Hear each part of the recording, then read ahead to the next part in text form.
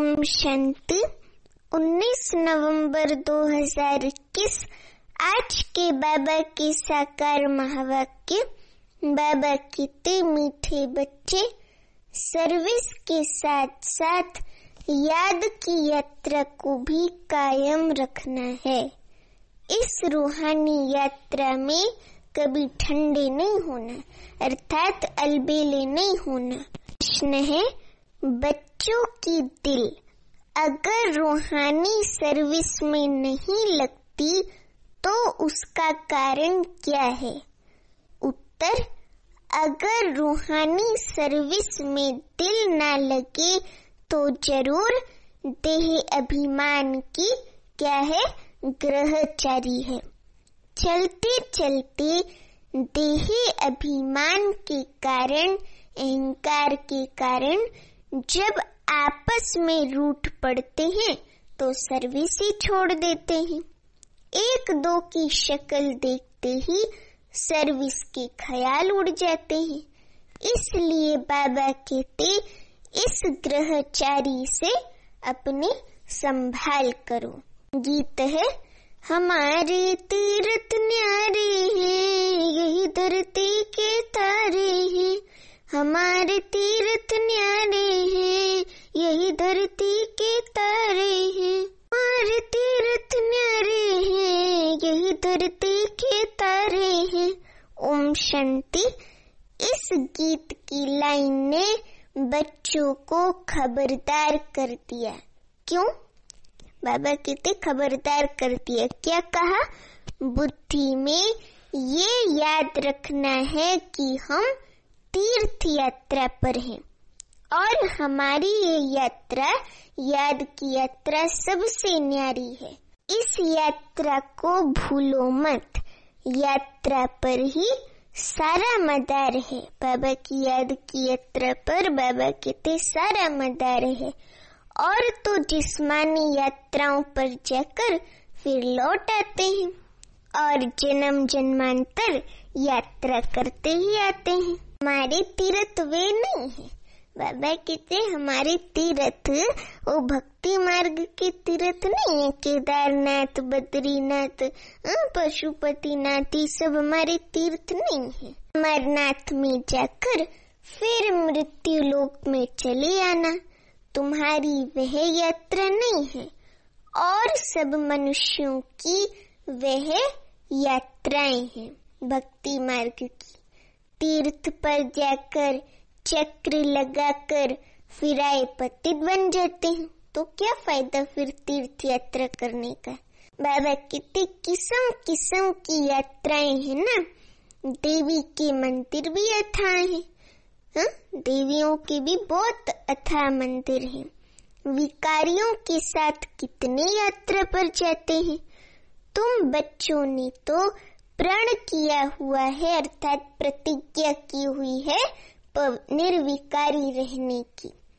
प्रण किया हुआ है निर्विकारी रहने का।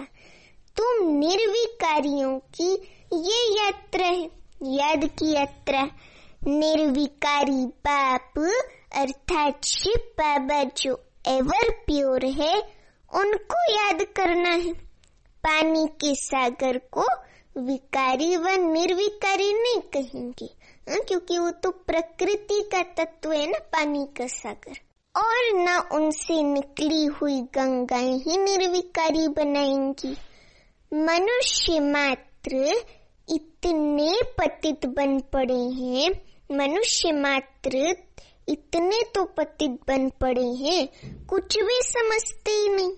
वे जिस्मानी यात्राएं हैं, अल्पकाल षडभंगुर की यात्राएं।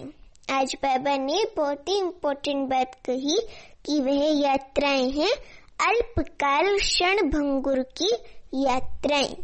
ये यात्रा बड़ी है। तुम बच्चों को उठते बैठते यात्रा का ख्याल रखना है। यात्रा पर जाते हैं तो धंधा दूरी, गृहस्थ व्यवहार सब भूलना होता है। जब याद की यात्रा पे जाते हैं, निरंतर याद की यात्रा पे रहना है, तो बाबा कहते कि धंधा धोरी गृहस्थ व्यवहार आदि सब भूलना होता है। अमरनाथ की जय, बद्रीनाथ की जय, केदारनाथ की जय, बस ऐसे कहते जाते हैं। भक्ति मार्ग में वो लोग मास 2 मास तीर्थ यात्रा कर फिर आकर गंध में पड़ते हैं, फिर जाते हैं गंगा स्नान करने और समझते हैं कि गंगा पतित पावनी है, उसमें स्नान करने से हम पावन बन जाएंगे। लेकिन बाबा कहते ऐसी कोई बात नहीं है, क्योंकि गंगा तो है पानी का सागर, वो थोड़ी पतित पावनी है। उनको ये पता ही नहीं कि हम रोज पतित होते हैं। गंगा जमुना पर रहने वाले भी रोज पतित होते हैं, रोज गंगा पर जाकर स्नान करते हैं। एक तो नियम होता है, दूसरे फिर बड़े दिनों पर जाते हैं, समझते हैं कि गंगा पतित पावनी है। ऐसे तो नहीं, खास उस एक दिन पर गंगा पावन बनाने वाली बनती है, फिर नहीं रहती है।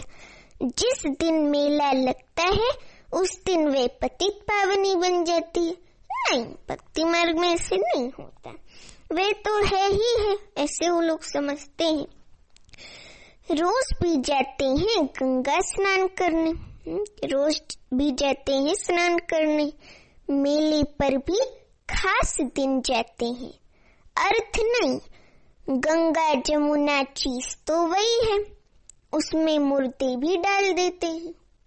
बाबा कहते कि गंगा में समझते हैं कि सदगति होगी तो मुर्दों को भी डाल देते हैं।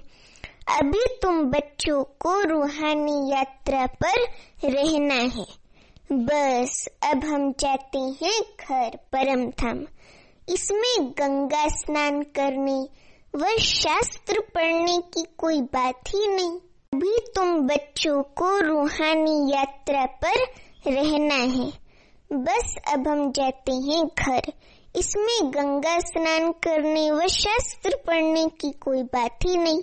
बाप आती भी एक ही बार है संगम युग पर, सारी दुनिया भी पतित से पावन एक ही बार बनती है।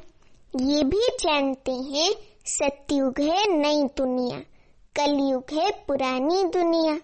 बाप को आना है जरूर, हम सब आत्माओं को पतित से पावन बनाने के लिए बाप को आना है शिव बाबा को जरूर। नई दुनिया की स्थापना और पुरानी दुनिया का विनाश करने, यह उनका ही काम है। परंतु माया ने ऐसा तमो प्रधान बुद्धि बना दिया है जो कुछ भी समझते नहीं, बाबा का ज्ञान नहीं समझ पाते। प्रदर्शनी में कितने ढेर बड़े आदमी आते हैं, बहुत आते ना समझने के लिए बाबा का ज्ञान। सन्यासी भी आएंगे, फिर भी समझेंगे कोटों में कोई, क्योंकि कहते ना भगवान को पाना आसान नहीं है। तो बाबा भी वही कहते, आएंगे तो सब सन्यासी या बहुत ढेर बड़े आदमी, लेकिन समझेंगे उनमें भी कोटों में कोई कि ये बाबा का सत्य ज्ञान है। तुम लाखों करोड़ों को समझाते हो, तब कोई विरला आता है, बहुतों को समझाना होगा। आखिरीन तुम्हारी ये समझानी और चित्र आदि सब अखबारों में भी पढ़ेंगे, सीडी भी अखबार में पढ़ेगी। जो हम लोग का बाबा के संस्था का बाबा का सीडी का चित्र है ना ज्ञान का, वो भी बाबा कहते अखबार में पढ़ेगा।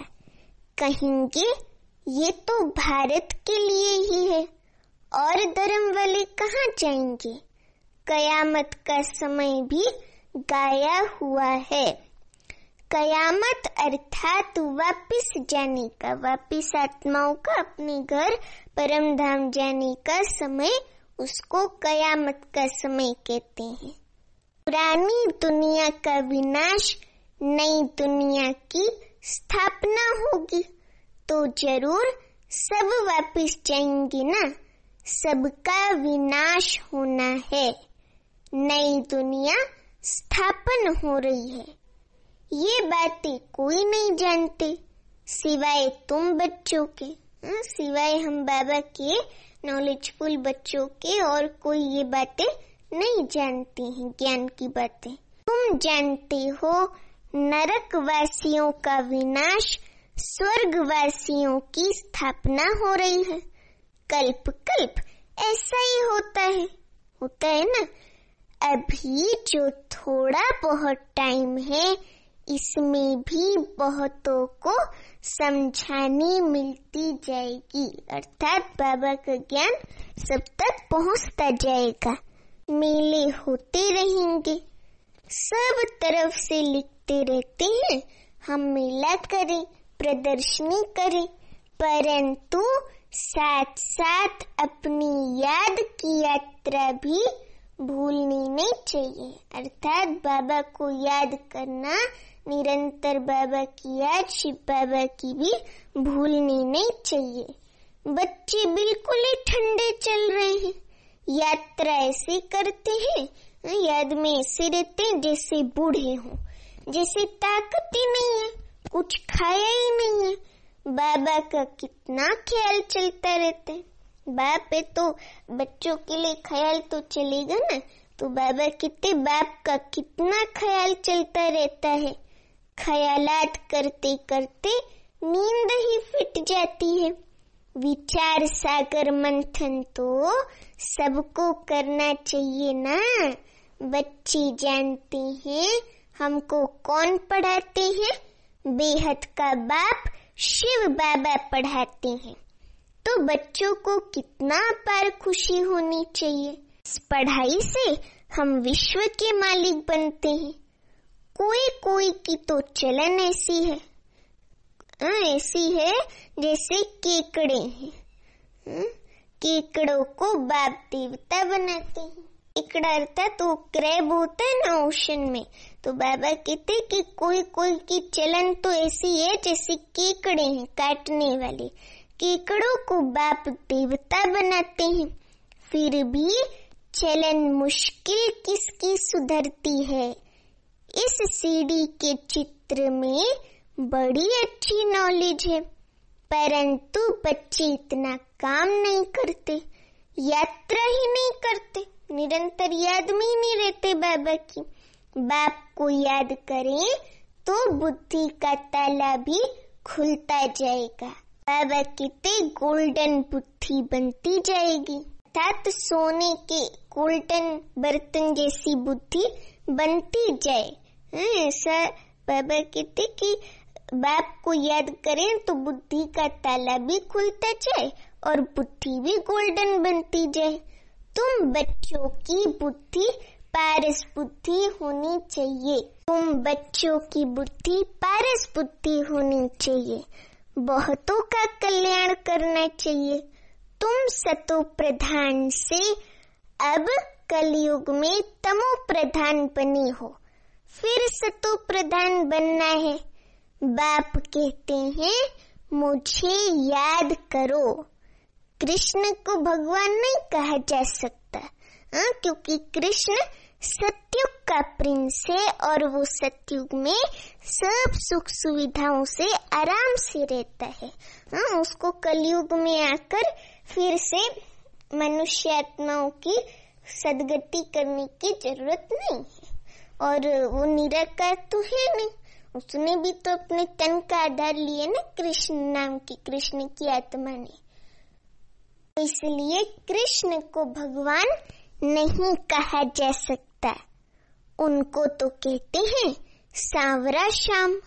बाप ने सांवरे की आत्मा को बैठ फिर समझाया है। ये आत्मा जानती है, ये आत्मा अर्थात ब्रह्मा बाबा की आत्मा जानती है कि बाबा हमको शिव बाबा विश्व का मालिक बनाते हैं। तो खुशी में कितना दिमाग भरपूर होना चाहिए। इसमें घमंड की कोई बात नहीं, ये तो रूहानी नशा है ना, खुशी है अंदर की। तो बाबा कहते इसमें घमंड की कोई बात नहीं। बाप कितना निरहंकारी है, बुद्धि में कितनी खुशी रहती है ना। कल हम स्वर्ग में हीरे जवाहरों के महल बनाएंगे, नई दुनिया में राजधानी चलाएंगे। ये तो बिल्कुल पतित दुनिया है, ये कलयुगी दुनिया जो है बाबा कहते तो बिल्कुल पतित दुनिया है। इस दुनिया के मनुष्य तो कोई काम के नहीं, कुछ नहीं जानते हैं। ये भी दिखाना चाहिए हीरे जैसा जीवन था सतयुग में, वही फिर 84 जन्म ले कौड़ी मिसल बन जाते हैं। ये सीढ़ी का चित्र नंबर 1 है। फिर दूसरे नंबर में है कौन सा चित्र? त्रिमूर्ति। तुम कहते हो निकट भविष्य में श्रेष्ठाचारी भारत बन जाएगा। जब भारत स्वर्ग की दुनिया बन जाएगा तो भारत निकट भविष्य में श्रेष्ठाचारी भारत बन जाएगा।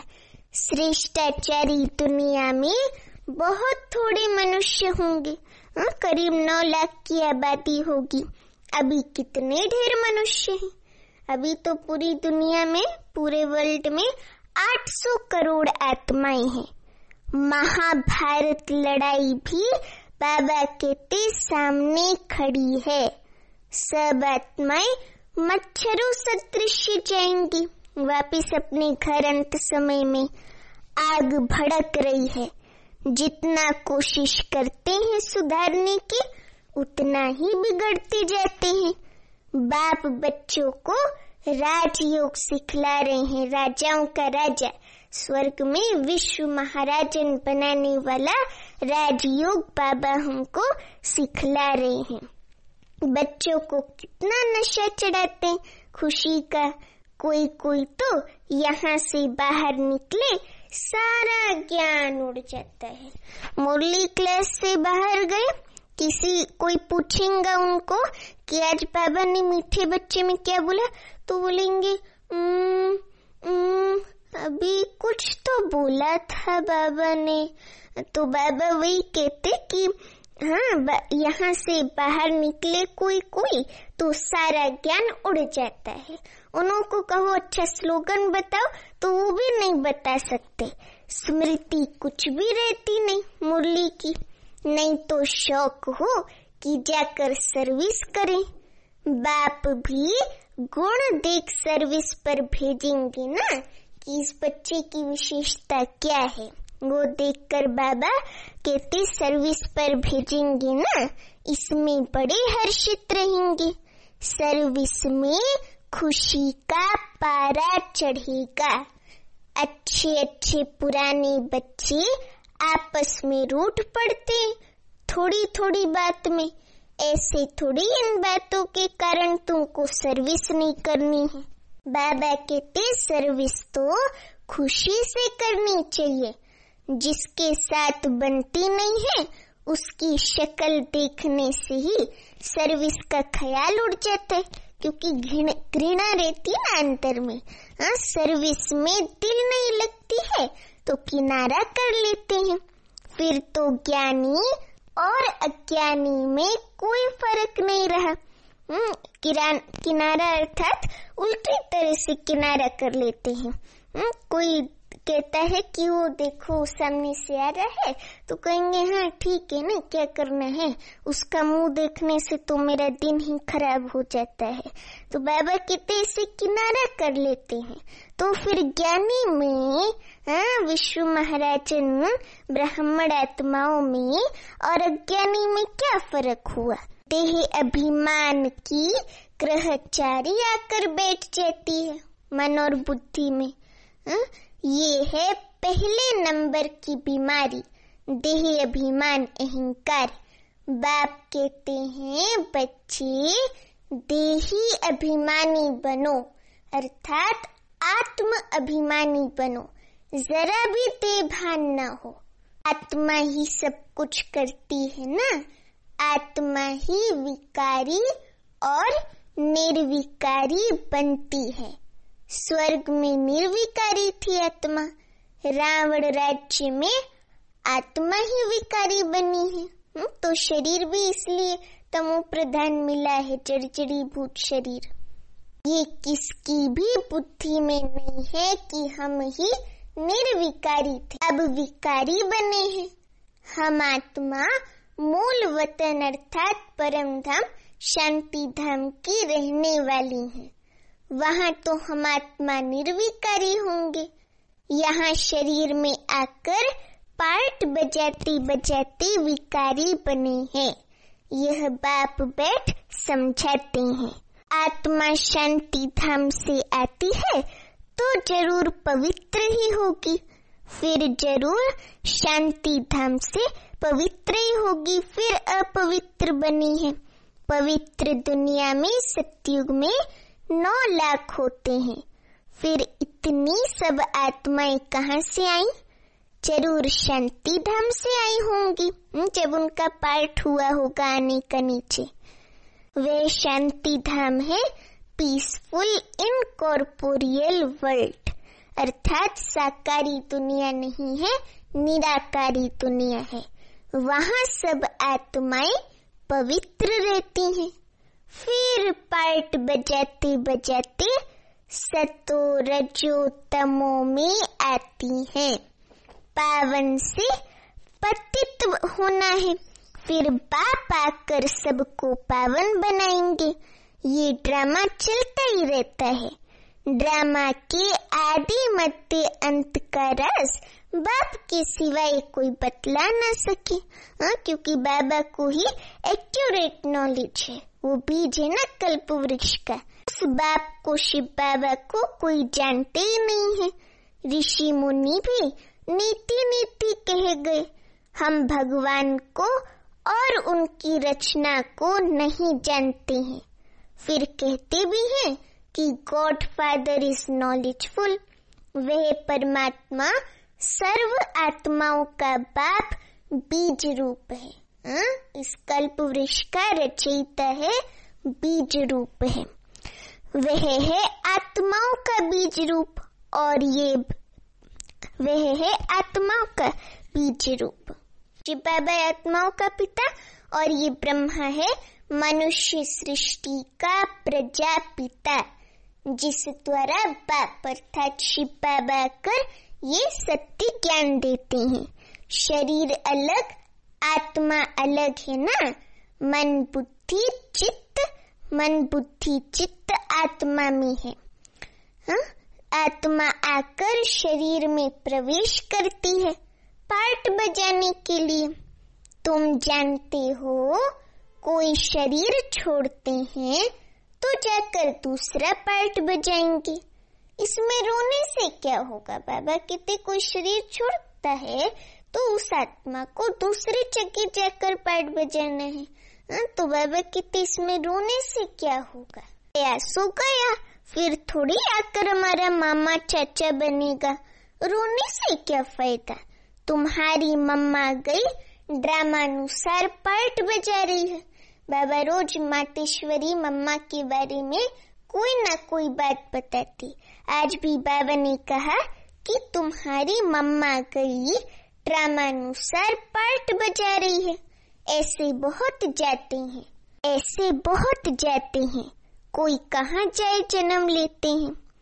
ये समझ में आता है जैसा जैसा आज्ञाकारी बच्चा होगा उतना जरूर अच्छे घर में जन्म लेगा, अर्थात अच्छे कर्म करेगा, सबको सुख देगा, तो उतना जरूर अच्छे घर में अच्छा जन्म लेगा, लिया होगा। यहाँ के जाएंगे ही अच्छे घर में। नंबरवार तो होते हैं ना, जैसा जो कर्म करते हैं ऐसे घर में जाते हैं। पिछाड़ी में तुम जाकर राजाई घर में जन्म लेते हो। सतयुग में कौन राजाओं के पास जाएंगे वह खुद समझ सकते हैं ना। फिर भी देवी संस्कार तो ले जाते हैं ना सतयुग में। इसमें बड़ी विशाल बुद्धि से विचार सागर मंथन करना होता है।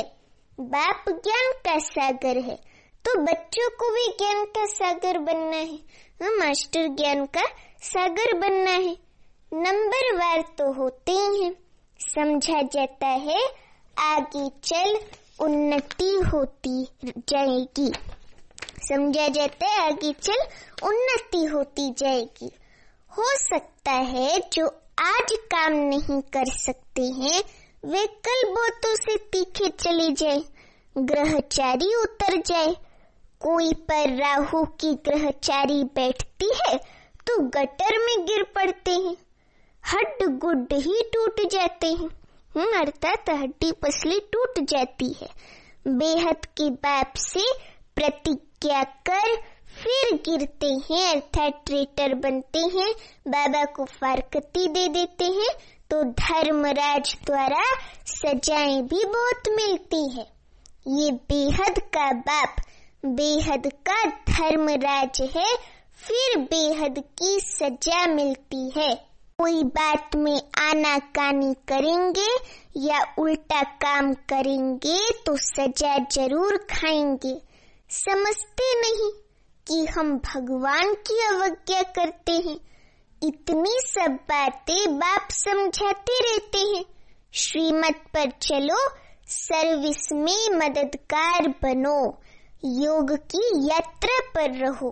की यात्रा अर्थात बाबा की याद की यात्रा पर रहो। चित्रों पर समझाने की प्रैक्टिस करेंगे तो आदत पड़ जाएगी, नहीं तो ऊंच पद कैसे मिलेगा। अज्ञान काल में कोई का बच्चा बड़ा सपूत होता है, कोई तो बड़े कपूत भी होते हैं। यहाँ भी बाबा के संगम युग पर भी कोई तो झट बाबा का काम कर दिखाते हैं। कोई बच्चों को सर्विस बेहद की करनी है, बेहद की आत्माओं का कल्याण करना है, पैगाम देना है, मन मना भव अर्थात मुझे याद करो। ये शिव बाबा कहते हैं ये पैगाम सबको देना है।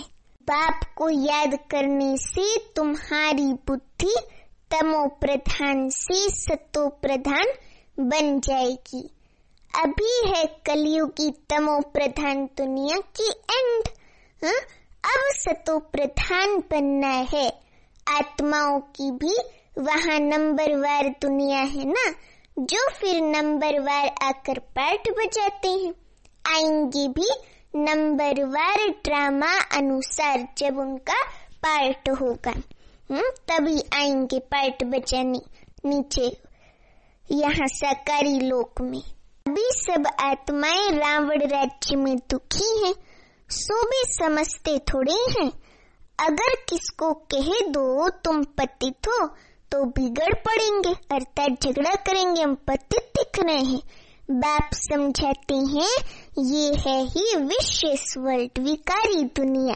बाप कहते हैं तुम अपना राज्य भाग्य ले लेंगे, बाकी सब विनाश हो वापस चलने वाले हैं। ये तो गाया हुआ है, महाभारत लड़ाई लगनी है जिससे सब धर्म खलास हो, बाकी एक धर्म रहेगा। ये लड़ाई के बाद स्वर्ग के द्वार खुलते हैं। कितनी अच्छी रीति बच्चों को समझाते हैं। आगे चल तुम्हारी बातें सुनते रहेंगे और आते जाएंगे, बाबा के पास आते जाएंगे ज्ञान सुन करके। सूर्यवंशी चंद्रवंशी जो पतित बन गए हैं वही आकर नंबरवार अपना वर्षा लेंगे, प्रजा तो ढेर बनेंगी। अच्छा मीठे मीठे सीखी लदे बच्चों प्रति माता पिता बाप दादा का याद प्यार और गुड मॉर्निंग। रूहानी बाप की रूहानी बच्चों को नमस्ते। अभी हम रूहानी बच्चों की रूहानी माता पिता बाप दादा को याद प्यार गुड मॉर्निंग और नमस्ते। धारणा के लिए मुख्य सार, पहली पॉइंट, भगवान की आज्ञाओं की अवज्ञा कभी भी नहीं करनी है। बेहद सेवा में सपूत बच्चा बन मददगार बनना है। दूसरी पॉइंट, ज्ञान धन की गुप्त खुशी से बुद्धि को भरपूर रखना है। आपस में कभी भी रूठना नहीं है। वरदान है बहुत ही सुंदर, सर्व शक्तियों की संपत्ति से संपन्न बन दाता बनने वाले विधाता वरदाता भव। सर्व शक्तियों की संपत्ति से संपन्न बन दाता बनने वाले विधाता वरदाता भव। वरदान का एक्सप्लेनेशन है, जो बच्चे सर्व शक्तियों के संपत्तिवान हैं वही संपन्न और संपूर्ण स्थिति के समीपता का अनुभव करते हैं। उनमें कोई भी भक्तपन के व भिखारीपन के संस्कार इमर्ज नहीं होते। बाप की मदद चाहिए, आशीर्वाद चाहिए, सहयोग चाहिए, शक्ति चाहिए, ये चाहिए शब्द दाता विधाता वरदाता बच्चों के आगे शोभता ही नहीं। वे तो विश्व की हर आत्मा को कुछ न कुछ दान व वरदान देने वाले होते हैं। स्लोगन, हर आत्मा को कोई न कोई प्राप्ति कराने वाले वचन ही सत वचन है। हर आत्मा को कोई न कोई प्राप्ति कराने वाले वचन ही सत वचन है। अच्छा, ओम शांति।